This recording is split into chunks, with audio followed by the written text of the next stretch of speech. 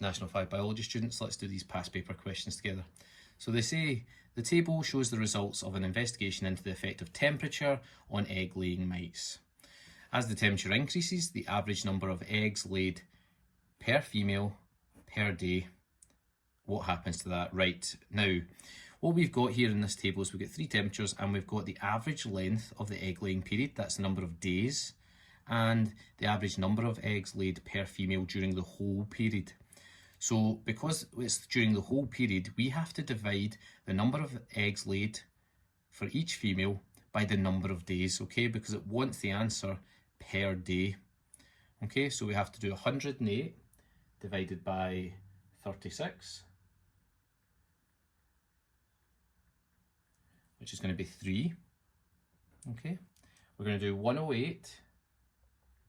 We're going to do 108 divided by 27 for the middle one, and that's going to be 4.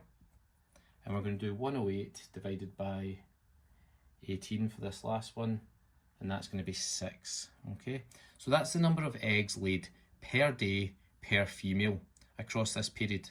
So as the temperature increases, the average number of eggs laid per female per day, it was actually increasing, okay? And it's quite common for students to say that it stays the same because the actual number of eggs is the same, but because the egg laying period was different for each temperature, we have to take that into account and work it out per day, which is why it's A, or an increase. For question 24, which row in the table describes the changes that take place when the fertiliser leaches into a river? Okay, so first things first, the algal population will increase, okay? It loves the nitrates that we get from the fertiliser, so it's going to increase, okay? And we can score out C and D.